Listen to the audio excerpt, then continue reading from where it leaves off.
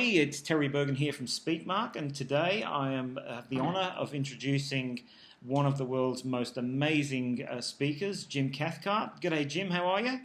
G'day. Good to see you. Yeah. Wish I could see everyone else. Yeah, well, it's great to be in Australia, even if it's only digitally for a change. Correct. Well, I think in November that's all going to change anyway, and we'll get to see you face to face. So, pending you, I know we've talked about you doing a masterclass here in November, primarily for speakers who are just starting their business, but also that will incorporate professional speakers if they would like to come along as well. So, Jim Cathcart, CSP, CPAE, is perhaps the most award-winning professional speaker alive today. He's been inducted into both the Professional Speakers Hall of Fame and the Sale and Marketing Hall of Fame. He's received the Gold and Gavel Award from Toastmasters International, the Cavett Award from the USA National Speakers Association, a Lifetime Achievement Award in the Los Angeles The Legends of Speaking Award. Did I say that right? Anyway, let's move on. There's so much. And his recent TEDx video has now reached almost 1 million views.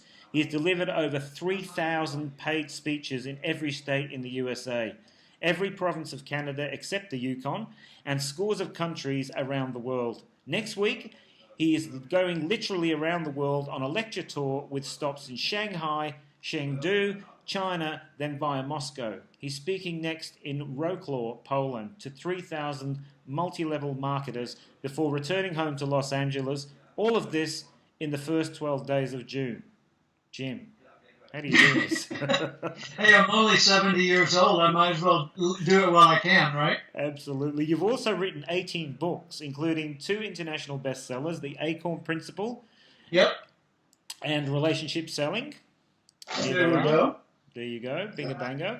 And any of these products that we're talking about, you can jump on to cathcart.com and pick those up there. Jim's also got some great information on his site for anyone in the events industry generally. So then he's been to Australia 10 times for speeches. He's spoken in Alice Springs, Darwin, Sydney, Melbourne, Brisbane and Adelaide. And I've climbed Ayers Rock. You climbed Ayers Rock. Yeah, it's a beautiful experience, isn't it? It is. And as a member of the NSA since 1976, you were the one that created their professional education program. And you were president of the NSA in 1988, 1989.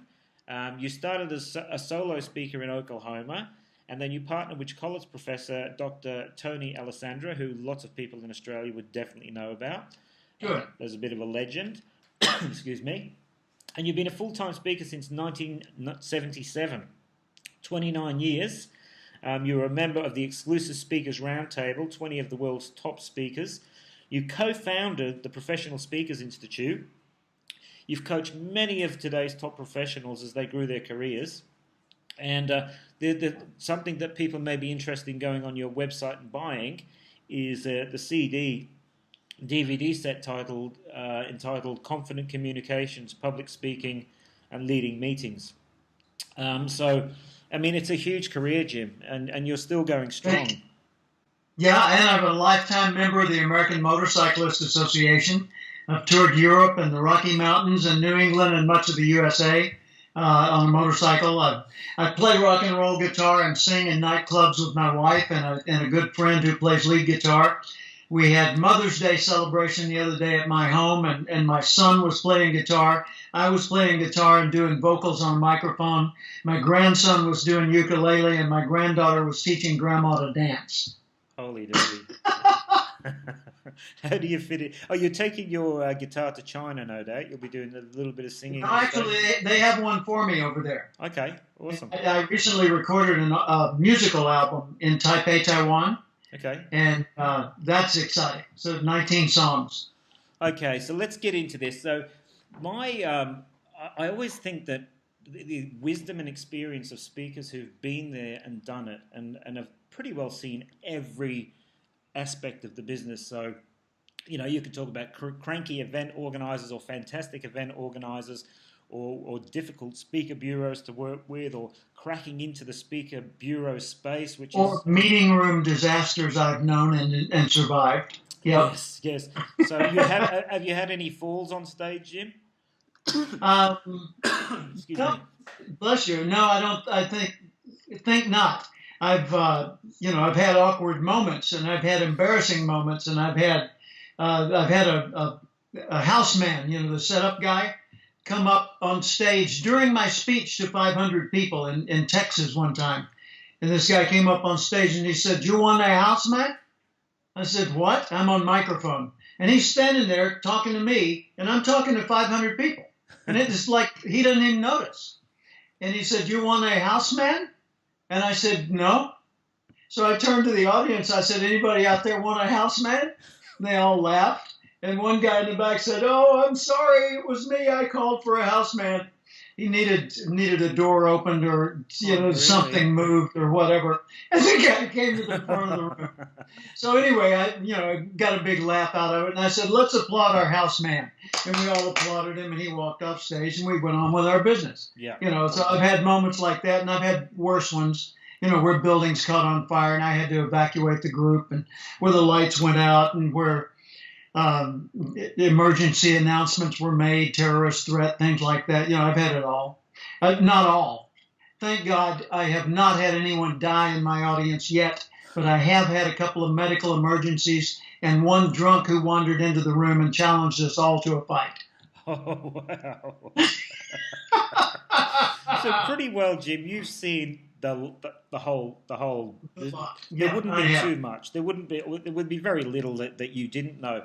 So for speakers, particularly speakers who are either starting their business or perhaps want to do some work in America or in the US, which is obviously a much bigger market than Australia, and we know that our Australian speakers are valued in the US, and as such, people over here love Aussies. As such, the US speakers are valued over in Australia.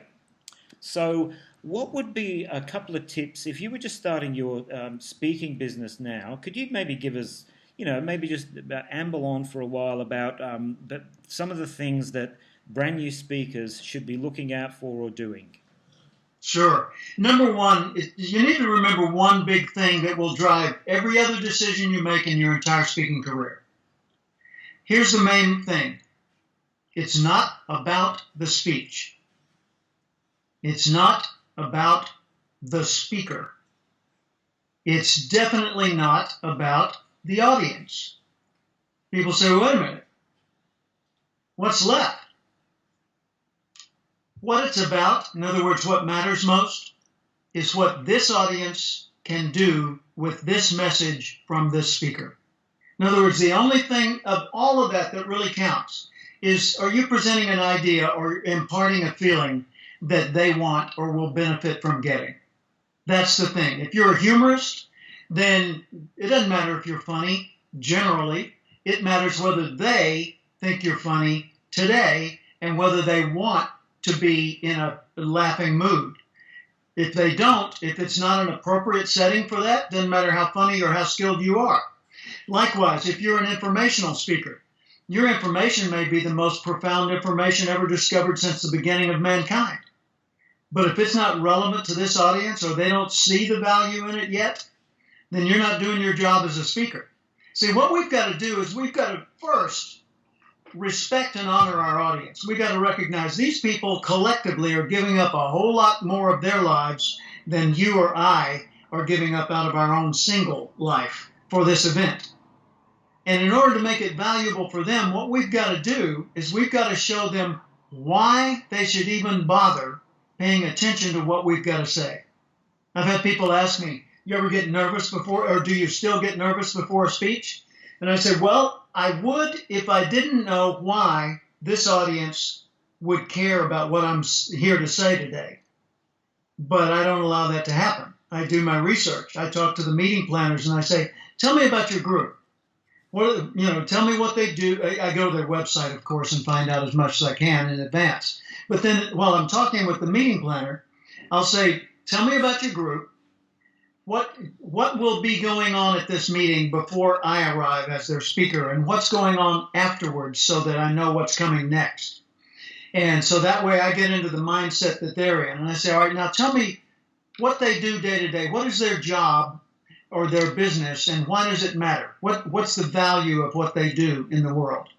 Okay. What are some of the issues that they're dealing with internally? What are some things they're either worried about or excited about or looking forward to or dreading, so that I can understand where their minds are?